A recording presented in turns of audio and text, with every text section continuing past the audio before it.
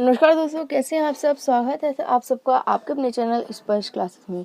दोस्तों, हम बात कर रहे थे इंक्लूसिव एजुकेशन की 3rd यूनिट हम पढ़ रहे थे, जिसमें हमने लास्ट वीडियो में हमने बात की थी कोलैबोरेटिव इंस्ट्रक्शन के बारे में।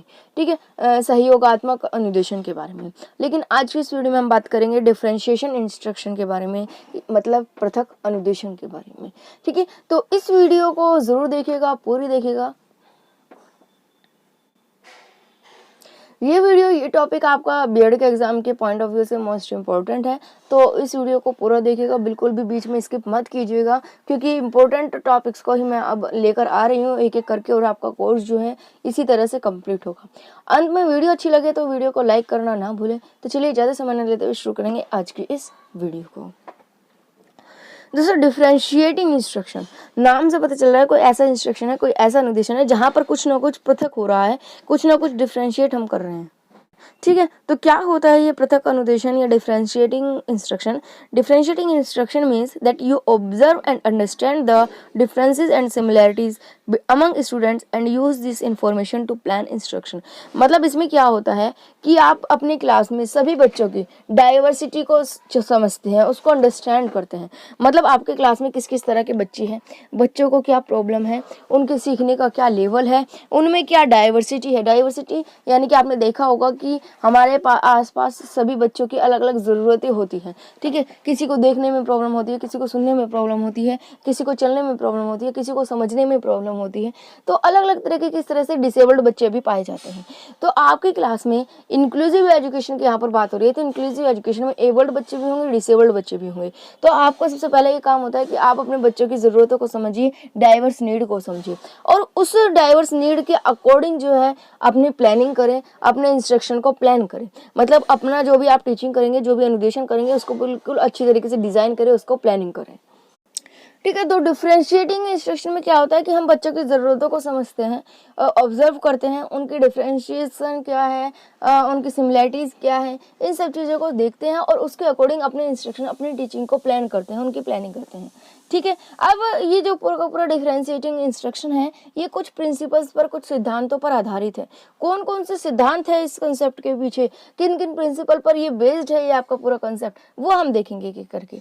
यहाँ पर आप देख सकते हैं डायग्राम में मैंने सभी के सभी जो प्रिंसिपल्स है वो मेंशन किए हुए हैं। आपको मैं एक बात बता दूं, इस तरह से आप देखेंगे कि मैं सभी नोट्स में पहले सभी के सभी प्रिंसिपल्स को मेंशन कर देती हूँ, हेडिंग्स को मेंशन कर देती हूँ, और उसके बाद उन हेडिंग्स को एक करके जो है डिटेल में डिस्कस करते हैं। उसी तरह से आपको एग्जाम में भी करना है। एग्जाम में आपका लॉन्ग क्वेश्चन आता है या शॉर्ट में क्वेश्चन आता है, कुछ भी है, आपको पहले अगर आपको प्रिंसिपल्स लिखने हैं, आप इस तरह से डायग्राम बनाकर, कुछ भी जरूरी नहीं इसी तरह से डायग्राम बनाए, आप नॉर्मली चार्ट, आप लाइन ड्रॉ करके भी चार्ट बना सकते हैं डिवाइड कर करके। तो वो आपकी इच्छा है, जैसा आपको ईजी लगे और जैसा आपको टाइम सेविंग लगे, कम टाइम में आप जो बना सकें, इस तरह से आपको चार्ट बनाना है। और सबसे पहले सभी के सभी प्रिंसिपल्स, या अगर आप टाइप की बात कर रहे हैं, ठीक है, जो भी आप बात कर रहे हैं, तो सबसे पहले उन सब चीज़ों को एक जगह मेंशन कर दीजिए एक पेज पर। उससे क्या होता है, एग्जामिनर जो होते हैं अंदर से डिटेल में पढ़ते भी नहीं है आधे से ज़्यादा एग्जामिनर, क्योंकि इतना टाइम नहीं हो पाता है कि हर एक की कॉपी में अलग अलग जो है पूरा डिटेल में पढ़ाया जा सके। तो उनको जो होता है वो इसी पेज से अंदाजा लग जाता है कि बच्चे को कितनी नॉलेज है और बच्चे ने कितनी अच्छी तरीके से किया हुआ है। वहीं पर ही वो अपने जो मार्क्स है वो दे देते हैं, या कहें तो वहीं पर ही उनका माइंड सेट हो जाता है कि हाँ, ये बच्चे को कितनी नॉलेज है। और जैसे ही उनका माइंड सेट हो गया, आगे अगर थोड़ा सा आगे पीछे भी होगा आपका आंसर, थोड़ा सा कम ज़्यादा भी होगा, तो वो भी एडजस्ट हो जाता है उसी माइंड सेट में, क्योंकि उनका माइंड सेट ऑलरेडी हो चुका होता है। क्योंकि ये आप सब जानते हैं, first impression is last impression. तो ये ज़रूरी है कि जब आप कोई क्वेश्चन करें, उसमें अगर इस तरह का कोई चीज़ है, अगर आप अलग अलग पार्ट्स को डिवाइड कर रहे हैं, या आप प्रिंसिपल्स बता रहे हैं, या आप एप्लीकेशंस बता रहे हैं, कुछ भी बता रहे हैं, इस तरह से है आपका, तो आप पहले उनको मेंशन कर दीजिए चार्ट में, और उसके बाद नेक्स्ट पेज पर जो है उनको अलग अलग जो है डिस्कस कर लीजिए। तो देखते हैं कौन कौन से इनके प्रिंसिपल्स हैं। सबसे पहला है ऑनगोइंग फॉर्मेटिव असेसमेंट, यानी कि चालू लगातार औपचारिक मूल्यांकन। ऑनगोइंग मतलब जो चलता रहे, फॉर्मेटिव मतलब लगातार और औपचारिक तरीके से जो है मूल्यांकन होता रहना चाहिए। मतलब कॉन्टिन्यूसली एक लिमिटेड टाइम के बाद जो है टीचिंग के टाइम पर ही, ड्यूरिंग द टीचिंग प्रोसेस के समय में ही बीच बीच में जो है आपको फॉर्मेटिव असेसमेंट यानी कि फॉर्मेटिव असेसमेंट जो है वो करते रहने चाहिए। मतलब कि क्या होता है फॉर्मेटिव असेसमेंट, आप पहले कवर कर चुके हैं। फॉर्मेटिव असेसमेंट क्या होता है मैं एक बार आपको थोड़ा सा शॉर्ट में बता देती हूँ। फॉर्मेटिव असेसमेंट वो होता है जो कि आपके टीचिंग के टाइम पर ही बीच बीच में ले लिए जाते हैं छोटे छोटे टेस्ट, जिनको आप क्लास टेस्ट या यूनिट टेस्ट बोलते हैं। मतलब क्लास में आपका एक चैप्टर कंप्लीट हुआ तो टीचर टेस्ट ले लेते हैं, ठीक है, आपकी यूनिट कंप्लीट हुई तो टीचर टेस्ट ले लेते हैं। तो वो सब टेस्ट क्या होता है फॉर्मेटिव में आते हैं। उनका उद्देश्य क्या होता है कि आप चीज़ों को कितना सीख रहे हैं, कितनी अच्छी तरीके से उनको ग्रहण कर पा रहे हैं, इन सभी चीज़ों को जानना। ऑनगोइंग फॉर्मेटिव असेसमेंट में क्या होता है आपका लगातार इवैल्यूएशन होता रहता है, लगातार आपका असेसमेंट होता रहता है। और अगर आप में कोई भी कमी होती है या भी कोई भी दिक्कत होती है तो उन चीज़ों को साथ साथ सॉल्यूशन करते चलते हैं। समेटिव क्या होता है, समेटिव तो आपका पूरा टीचिंग प्रोसेस हो गई कंप्लीट और उसके बाद एंड में एक ही बार ले लिया जाता है, ठीक है। लेकिन फॉर्मेटिव में क्या होता है टाइम टू टाइम हम कभी क्लास टेस्ट ले लेते हैं, कभी यूनिट टेस्ट ले लेते हैं, कभी मंथली टेस्ट ले लेते हैं, कभी एक यूनिट कंप्लीट होने के बाद उसका टेस्ट ले लेते हैं। तो वो उनका उद्देश्य ये होता है कि समय समय पर आपका जो है आकलन होता रहे, आपकी जो कमियां हैं उनको सुधार करते रहे, ठीक है। तो इसमें भी यही कहा है डिफरेंशिएटिंग इंस्ट्रक्शन में कि बच्चों का लगातार औपचारिक मूल्यांकन जो है वो होता रहना चाहिए ताकि उनमें जो भी इम्प्रूवमेंट है वो हो सके ज़्यादा से ज़्यादा, ठीक है। इसके बाद नेक्स्ट है रिकॉग्नाइजेशन ऑफ डाइवर्स लर्निंग। इसमें ये सबसे मेन प्रिंसिपल है कि बच्चों की डाइवर्स लर्निंग को ज़रूर पहचानें ताकि जैसी बच्चों की ज़रूरत है उसी के अकॉर्डिंग हम अपनी प्लानिंग जो है वो कर सकें। इसके बाद है ग्रुप वर्क, समूह कार्य। बच्चों को जो है छोटे छोटे ग्रुप में डिवाइड करके उनको ग्रुप वर्क भी कभी कभी देना चाहिए। ग्रुप वर्क में क्या होता है, एक तो लीडरशिप डेवलप होती है। मतलब अगर आप ग्रुप बना रहे हैं 5 बच्चों का ग्रुप, तो उनमें कोई ना कोई एक मॉनिटर भी बनाते हैं हम कि भाई हाँ मेन जो हेड है वो तुम हो और तुम्हारा काम है इन सबको मॉनिटर करना। तो उसमें क्या होता है बच्चों में लीडरशिप भी होती है और आपस में एक ग्रुप डिस्कशन भी चलता है, उससे जो होती है उनकी लर्निंग बेहतर होती है।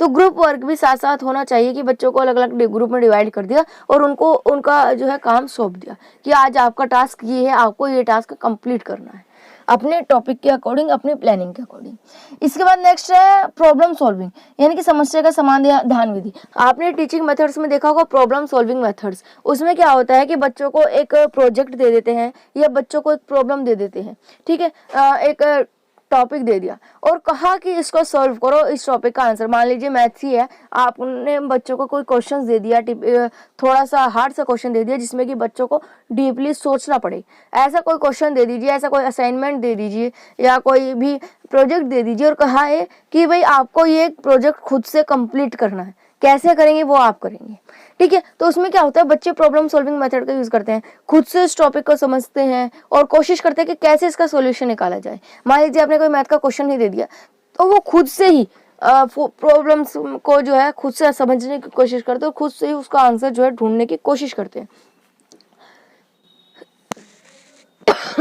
तो इसका प्रॉब्लम सॉल्विंग मेथड कहते हैं। इससे क्या होता है, इससे बच्चे की क्रिएटिविटी का पता चलता है। बच्चे ज्यादा से ज्यादा क्रिएटिव सोचते हैं, जब क्रिएटिव सोचते हैं तभी उनका सॉल्यूशन जो है वो निकल कर आता है। नेक्स्ट है चॉइस, विकल्प। बच्चों के पास विकल्प होने चाहिए, अवसर होने चाहिए उनको उनके अनुसार पढ़ने के लिए। जैसे कि ये आप देख सकते हैं नीचे इन प्रिंसिपल्स को जो है मैंने थोड़ा थोड़ा 2-3 लाइन में एक्सप्लेन किया है। बाकी जो मैं बोल रही हूँ वही आपको अपनी लैंग्वेज में एक्सप्लेन करना है इस तरह से। यहाँ पर आप देख सकते हैं चॉइस में क्या होता है कि शिक्षक छात्रों को उनके पढ़ने और लिखने के अनुभव और उनके द्वारा पूर्ण किए गए कार्य या परियोजना में चुनने का अवसर देते हैं। मतलब उनसे बातचीत करके छात्रों से उनकी एलिजिबिलिटी क्या है, ठीक है, उनकी योग्यता क्या है, उनकी पढ़ने लिखने की कितनी क्षमता है, कितनी एक्सपीरियंस है, उनके बेसिस पर जो है उनको जो भी टास्क मिलता है, जो प्रोजेक्ट वो कंप्लीट करते हैं उसके बेसिस पर उनको चॉइस देते हैं, उनको चुनने का अवसर देते हैं कि आप रीडिंग करें या आप राइटिंग करें। जैसे बच्चे की जिसमें ज़्यादा रुचि है उनमें बच्चों को उसी अकॉर्डिंग उनको चॉइस मिलनी चाहिए, अवसर मिलने चाहिए कि हाँ वो अपनी पसंद से भी जो है आपकी अपनी जो लर्निंग है उसको कर सके।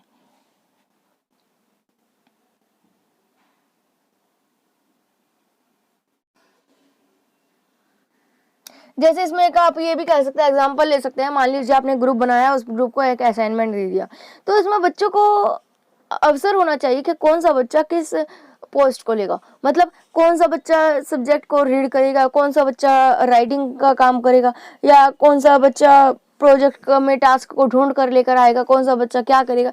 तो वो सब चीज़ें क्या होती है, बच्चों की एलिजिबिलिटी क्या है, उनकी योग्यता क्या है, उनके इंटरेस्ट क्या है, उनके बेसिस पर उनसे बातचीत करके उनको चुनने का अवसर देना चाहिए, चॉइस का ऑप्शन उनको मिलना चाहिए।